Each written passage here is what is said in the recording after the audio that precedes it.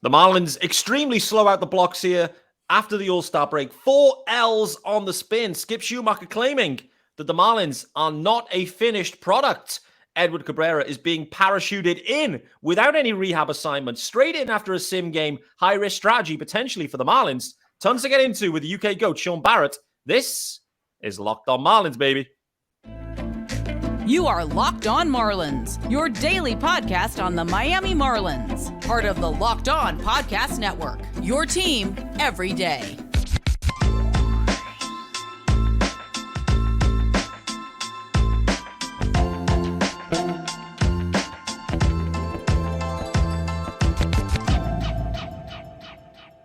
Greetings from England and welcome to Locked On Marlins. This, of course, is your daily Marlins podcast. I'm your host, Peter Pratt. Hit me up, of course, guys, on Twitter, not Threads, on Twitter at Miami Marlins _UK. If you are listening to the pod in audio version, hit subscribe, leave a review. I appreciate it. Thanks for making Locked On Marlins your first listen of the day. This, of course, is your team every day, and it is Tuesday. There is a YouTube channel as well. Head on over there. Hit subscribe there on the YouTube channel. We're trending towards 1,000 subscribers. We said we'd get there by the deadline. I think that was the target that was set. And we're trending there.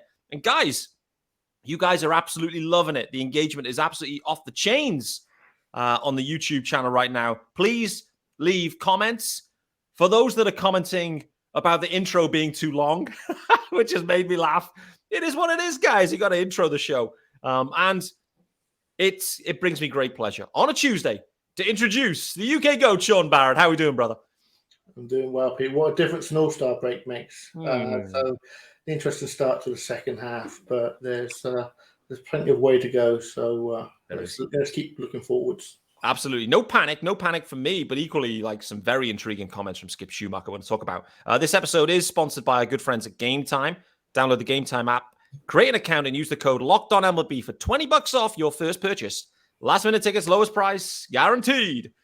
Sean, you've called it out, mate. A sluggish start for the Marlins. Coming out the break, they went into the break buoyant, jubilant. The news had already dropped, though, that Eury Perez optioned. Everyone was scurrying around. What does this mean? What does this mean? Arias heads over to the All-Star game. 2 pitches, 2 hits. You know, it's like just a machine. They then come back in a tough road series. We have to call it out. A tough road series. 3 in Baltimore, the other side of the All-Star break, including a bullpen game, which was planned. So the Marlins planned Game 3 as a bullpen day straight off the break in Game 3, then into St. Louis, who I think are a dangerous. I mentioned on yesterday's episode. For the everydayers listening, they would have heard this. St. Louis Cardinals are a dangerous team because the talent is there. This talent is still there. Just haven't been playing good ball. At any moment, they can start playing good ball. I'm not sure if they are playing good ball and whether they deserve to win that game yesterday. But Sean, is this rust? Have the Marlins just kind of come out a touch rusty after the All-Star break? Like, this hasn't been the Marlins we've seen pre-All-Star break. This hasn't been the type of ball that we've seen where they've been giving up leads, giving up games, like just not playing well, sloppy baseball. It feels a bit rusty, like they've kind of taken their foot off the gas a bit. What's going on here coming out of the break? Yeah, it's a strange one, isn't it? Because they were relatively hot going in. Obviously, the Orioles are a good side. And the Cardinals, for as bad as they've been, that's from the pitching. We've discussed this plenty. And with Mikolas throwing a quality start yesterday, then it is a case of the Marlins are going to beat the Cardinals by scoring runs against them. Because the Cardinals are still going to score runs as their team is currently constituted. So is it rust? You've got to hope so. I think the biggest concern that I have with the start, beyond it just being rust, is that this is the weakness that we've seen the team slowly working its way towards, that lack of pitching depth. Yeah. And we knew that was going to be the case going into the second half. And obviously there's a way to fix that going forward. So the sooner that the Marlins can do that, the better, because at the moment, it does seem, and as you said, they are literally parachuting in Eddie Cabrera to start tonight. They are down to the bare bones. They are now making decisions that you probably prefer not to have to make to get games. I think the bullpen game was fine in the sense of a plan. they probably, with the days off, they've got a few days off here, there, and everywhere over the next month. So it was a good time to put Yuri down, and we've had that discussion. So I think that bullpen game was just the one that they actually needed. And now with Eddie back, and hopefully he can give them a little bit of length going forwards, then that will stay that period of time that Yuri's down, and then hopefully he comes back ASAP. And also reinforcements, of course, are very much needed. Yeah, they are. We're not going to follow the script here or the agenda as such, but you touched on him. And I think, let's segue into this one. Eddie Cabrera, literally being parachuted in here. I can't recall a pitcher going to the IL with a shoulder-related issue on his throwing arm, his throwing shoulder, I believe, and only having a sim game, and that's it. No rehab starts at all. This feels quite a unique situation here, but is this truly driven by the fact that the Marlins just are desperate at this point? Like, is this a desperation ploy? And really, you have to think how risky this truly is, because the Marlins are banking on Eddie Cabrera finishing out the year. That's when you hear Kim talking about, their plans and what they're doing with Yuri Perez and all this stuff. They're banking on Eddie Cabrera being around. For me, this feels highly risky, but it feels a bit desperate as well with Eddie Cabrera. So we hope things go well, but I'm not sure I've seen a situation like this for some time, to be honest. No, neither have I. The only thing that's given me a pause of stay is the idea of, is this just another way that the Marlins have tried to manage innings with Eddie? And with all the spotlight on Yuri and what's going on with that, was Eddie's shoulder okay? And they just needed to give him a spell, and it was just keeping that arm warm with the sim games. I think that would be unlikely, but it's something that makes me sleep better, knowing that he's going to be pitching with literally no rehab. So it will be interesting. And it's not like Eddie's, this 27, 28-year-old quad A pitcher that you kind of can play fast and loose with. He is another young arm, another prospect, a trade piece potentially for the Marlins, in that sense of he's a young arm that at the moment you can only count on so much, but in the future, obviously, he looks like he's going to be the real deal. So you don't really want to be risking anything serious there, especially with pitch and shoulder. It's not like, he had a hammy or anything. This is a genuine, concerning major league pitching injury or area to have an injury. So I trust that they know what they're doing, but if you didn't, you could really question this. Yeah. I mean, this type of injury, this would be life-threatening for Sixto Sanchez. It's... I'm intrigued to see how it goes. And the other thing we have to call out is, Eddie Cabrera, in our own minds, and the amount of, time he's been a prospect and was coming through and, was always dealt with niggly injuries. It's always just been part of his makeup. But also we built him to a level in our minds that's kind of right now, the same kind of level that we've got Yuri Perez in our minds. And so we've really built Eddie up in terms of the hype. But actually, when we look at what he's delivered this year, it's been, in the main, underwhelming. Too many walks. The early starts were littered with walks. And there's just not been enough length because the command just hasn't been there this year for Eddie. In the main, he's had a couple of good starts against some terrible teams. Other than that, it's been pretty mediocre from Eddie Cabrera. And so, heading into today's game, bullpen's already been asked to do a lot because they slotted in a bullpen game as well. We're going to talk about the bullpen itself after the first ad break here as well. But we shouldn't expect probably anything more than 5 innings from Eddie. 5 innings is best case, probably. It's more can you get 4 innings out of Eddie in this start? So again, it's going to be leaning into the bullpen, as has been the story, mate. So what are the expectations here of Eddie Cabrera? Not just for this start, but kind of the rest of the way this year. Have you rebalanced your expectations when it comes to Eddie Cabrera starts at this point? Yeah, absolutely. I think you're right in the sense of 5 would be a perfect world. I think 4 is probably more realistic. 4 innings with less than 3 walks. Yeah. That's something that he's pretty much done in just over half his games. 3, 4, 5, 6, 7 walks in a start has been pretty much where he has been. The stuff's there. The to be way over 9. He's going to strike out 5 or 6 in those 4 innings. But it is those walks. It is that length that he can give you. The walks don't help. It is a case of he might genuinely throw 80, 85. I don't think he might even get there, to be honest. And with no rehab, you might be looking at 70, 75. If you can get through 4 there, I think you're talking real luck. So I think, for the first start, you've got to just accept that this is almost going to have to be another bullpen game with a guy just eating 3 or 4 innings. Going forwards, it is those walks, isn't it?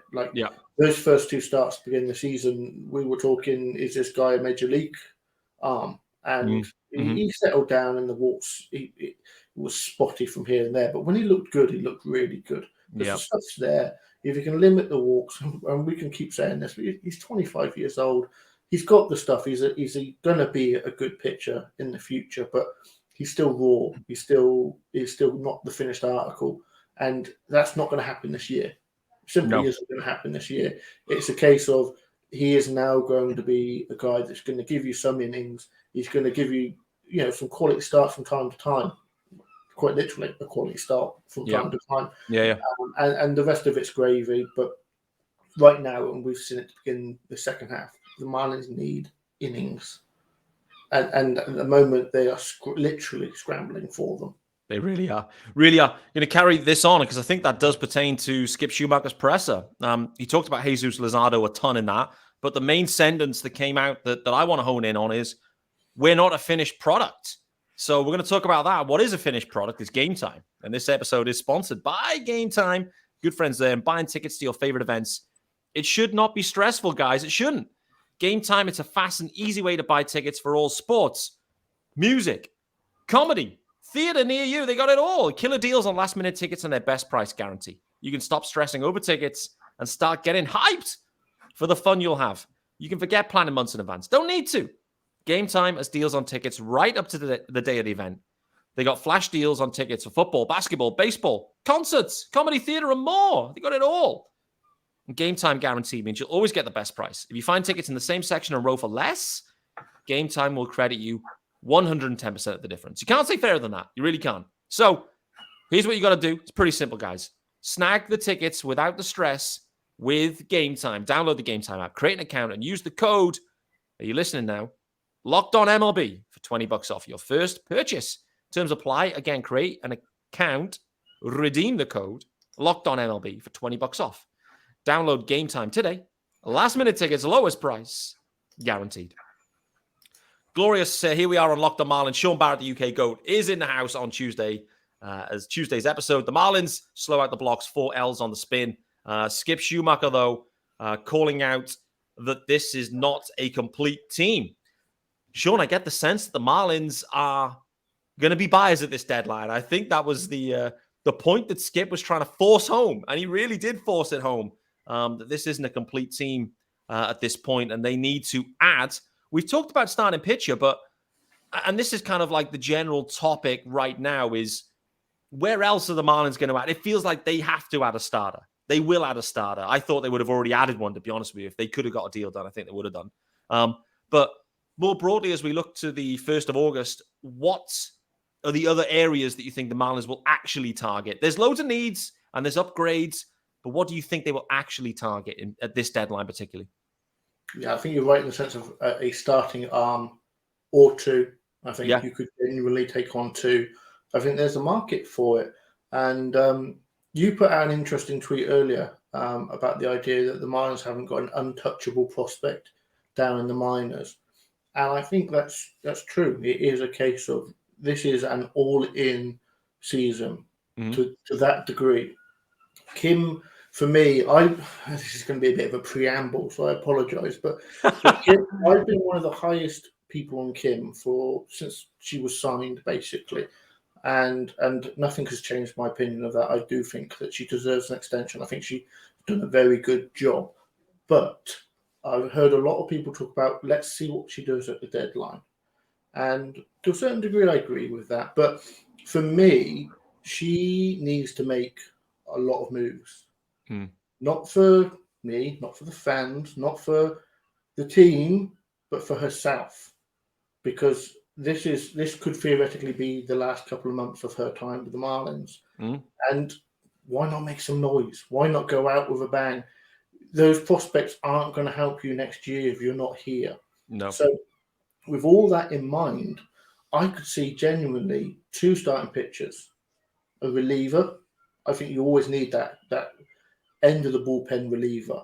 Yeah. I think third base is, I know that Segura's played better since he's come back, but when you've got a pure rental like Candelario just sat there, do you want at the end of the season the Marlins to miss the playoffs, riding Segura at third base and saying, I'm betting quite literally my job on Segura? I know I wouldn't want That's to. risky business, brother. So I think Candelario's got to come in, and I'd love to see an outfielder as well. There are so many rental outfielders out there right now that are on non-competing teams. It just seems logical just to go. You could say, we've got too many bats, but I don't care. I'd rather have too many than too few. I mean, the Marlins haven't had too many bats since 2003, I don't think. So, we're holding back the years on that one. I mean, that's a long shopping list, though, mate. And it's a big point on Kim. And it's something we spoke about together in the offseason heading into the year. Like, contract year Kim, how is she going to handle the situation, particularly at key moments like the deadline? Where is the team going to be in it? Are they not? If they aren't in it, is Kim going to fully tear it down, knowing that wins and losses at the end of the year, like, she'll be held accountable and they go, we've only won 69 games again. Like, it's maybe time for a change. Not going to be in that situation. The Marlins are actually in a buying situation. Skip Schumaker knows it. I wonder with those statements, though, is there some internal shots being fired at Kim? Like, is there he kind of calling out to say, this isn't a complete team, and Kim, you need to make some action now? Like, I don't believe that's the case, but I wonder if there's a little kind of like, an internal jab there. Or if it's just kind of calling out that the Marlins are just heavily, they're heavily biased at this point. We know it. Everyone knows it. I don't know. Like, it'd probably be unlikely that Skip would be firing those kind of like hidden jabs to Kim Ang after what's been a great year. And that's the point. Is like, I know they've come out sluggish for 4 L's on the spin, which is never great, but they're 10 games over 500 at this point. It's past the middle of July. This team's live. So I don't know. Any thoughts on that Skip Schumaker hidden messaging, direct jab at Kim? Or is that just me looking into it too much? Wouldn't it be such great drama to see the season go down the pan just because they can't get there?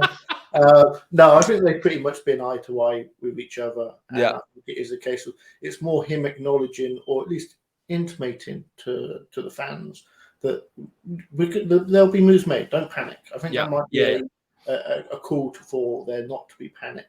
And I think it is a case of Kim will have to make moves, and I think she will. And I mean, we've even had Bruce out there saying, I'm going to spend money. So it is a case of they've all said the right thing. And it's just about delivering it now. And I think it is a case of, I, as a long-term Marlins fan, have got used to pretty shocking trade deadlines. Usually because they're selling, but also when they do buy, they buy badly. So I'm looking forward to the Marlins having a real big trade deadline and just saying, do you know what? We can't do too much. So let's just go all in. If they deplete the farm, so be it. Like, I want to win. This is it. This is the moment. The time is nigh. You mentioned Candelario. No-brainer.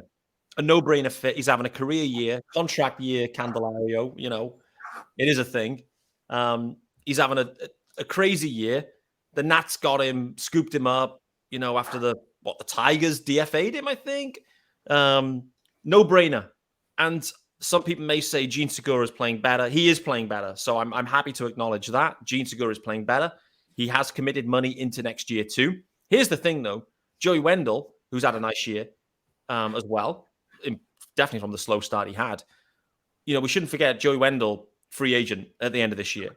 Like, the future of Gene Segura, it may not even be at third base anyway. So they may go and get Candelario to play third base now. Who knows where Dane Myers ends up settling once Jazz is there. But Gene Segura, like there's going to be a spot open in the infield again. Maybe Gene could slide into shortstop. Who knows next year? Like it's possible that Gene Segura ends up as a starting shortstop for the Marlins next year. Doesn't sound like it's going to be Jazz. I don't know. But that's another topic for another day. But Candelario, mate, no-brainer. 2 starting pitchers, for me, feels like a no-brainer. I do wonder if, just thinking about, there's 2 knock-on effects here. One of them is a conspiracy theory, so I'll start there. Welcome to Locked On Conspiracy Theories. Avisel Garcia, we have a rehab. We have a rehab assignment due to start. Avi, we haven't seen him for months. It's the longest... I think he's the longest tenured guy on the IL at this point. He's been on there since April, I think, after he managed to get a wide stance going that seemed to deliver something. But anyway, Avisel Garcia all of a sudden pops up, hey, I'm going to do a rehab start. It's going to be a long one, per Skip Schumaker today. Is there any connection here to the trade deadline coming up in a few weeks, where the Marlins may look to move Avisel Garcia and the money attributed to it? Is this showing everyone that actually Avi is fit and healthy and available to contribute should you want to take on that contract? For me, that's where the conspiracy theory comes in at this point, that the timing is interesting. What about you, Sean? Wouldn't it be great if he goes down and absolutely rakes in the minor leagues? It would be glorious. And the Marlins get anything above... I'll take a bucket of balls right now, to be honest. If the Marlins can get anything in the way of salary relief in a trade for Avisel Garcia, you bite that team's hand off. And maybe it is just a case that he needs a new sort of environment to play with. But for me, Garcia should never play for the Marlins ever again. We've seen enough. We've seen enough. I think as a fan base, we've seen enough. It feels like they've drawn a line under the Avisel Garcia situation. And that's the point I'm making is I think they're going to look to aggressively move him at this deadline and move the money because they'll want to bring in maybe some money as well back the other way. And so look to balance the books. And I think this is just purely like, listen, you got a guy here that used to be able to do it. It hasn't worked in Miami, but he is healthy and there's not many miles on the clock this year. So a team may see value in that. I don't know. That's just the sense I guess. There's no sense. It's just the timing's interesting. And he's just been a cheerleader since April, effectively. And yeah, the Marlins are going to look to try and move him. We know that. So we'll see. Another topic, just thinking back to Eddie Cabrera and the bullpen topic here we got. I did want to talk about Dylan Floro as well. But I did want to talk about Eddie Cabrera. I do wonder with Eddie whether, let's see how things play out. But I do wonder if, Eddie could even spend some time in the bullpen at the back end of this year. The Marlins are looking for this right-handed power reliever.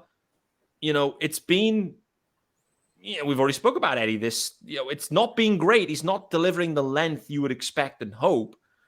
And I do wonder if, things don't pan out at the deadline or things happen during, the next couple of months, if Eddie Cabrera somehow finds his way into the bullpen, particularly if the Marlins can get maybe 2 veteran starters at this point, at this deadline. I don't know. Is that out of the realm of possibility at this point for Eddie?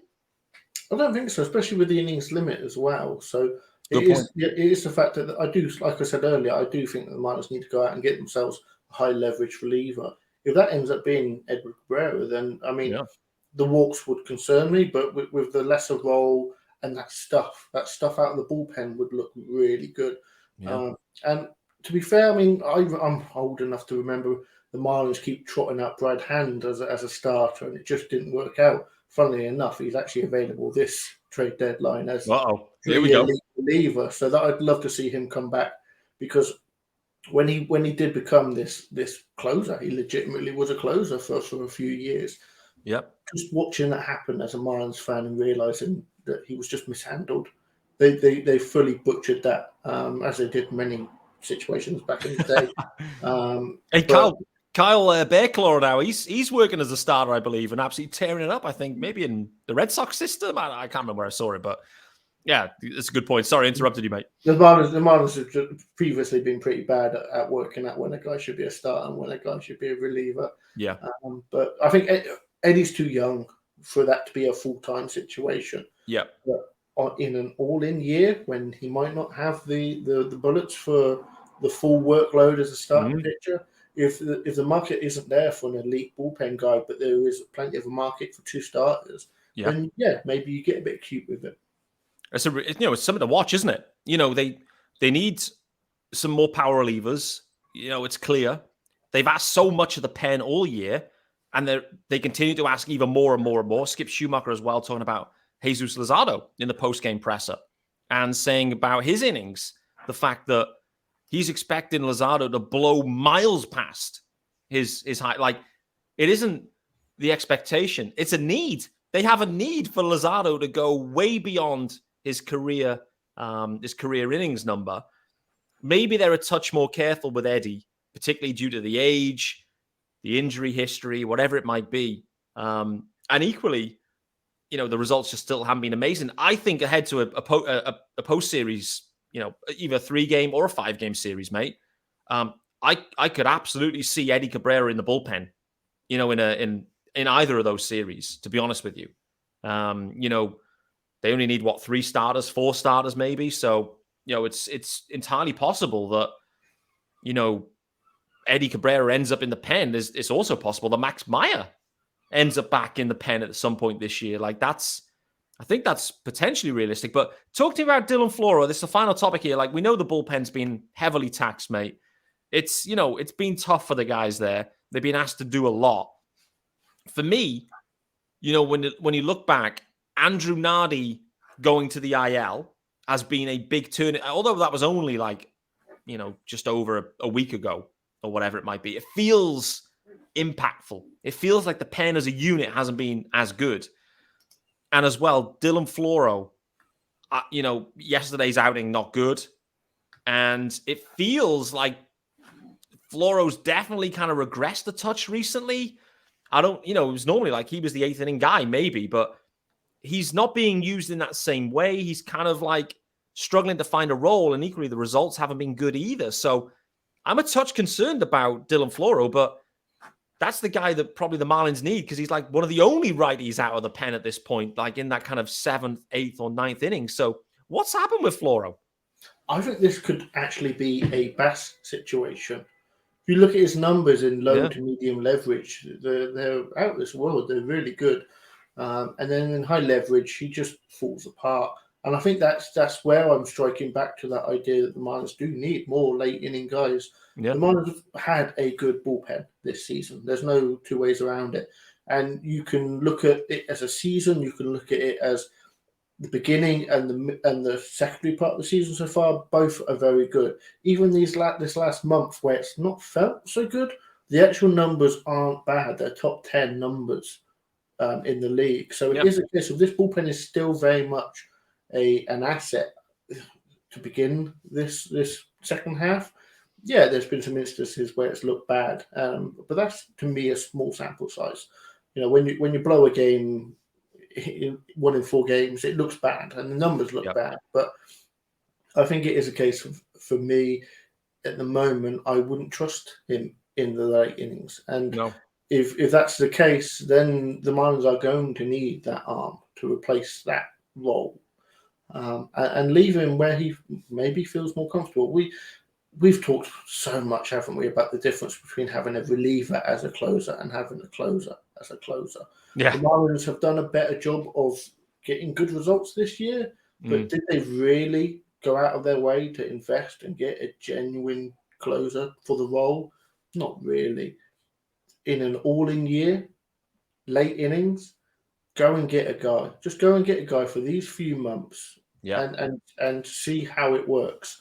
It's not worked out previously so far for the Marlins back in the day, but let's hope this year's a little bit different.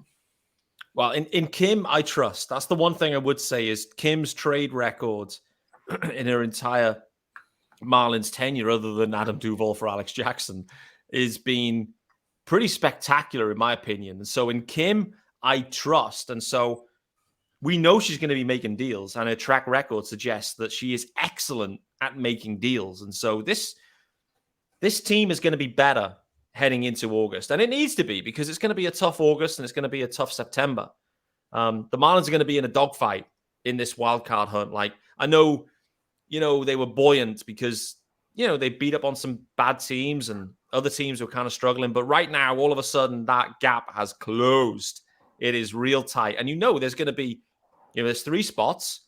And from what I can see, at least 5 teams vying for those 3 spots. So it's going to be super competitive. And they have to buy. And really, they don't need to be, is this a position of need unspecific? It's like, is there a good player available at all? Is there a match for us organizationally in terms of our farm system? Because no one's untouchable. You talked about it. I mentioned about it on Twitter earlier. Like, in terms of the prospect list right now, no one is untouchable. Any single guy can be moved if the deal is right. And the Marlins and Kim, I think, will have the mentality of, if there's a good player available and there's a fit organizationally, they're going to pull the trigger. And there's so many rentals around, starting pitchers, outfielders, so many rentals. They can go in so many different directions. And it's going to come down to how do clubs value certain players along the way. But there's deals to be done. Kim's going to make them.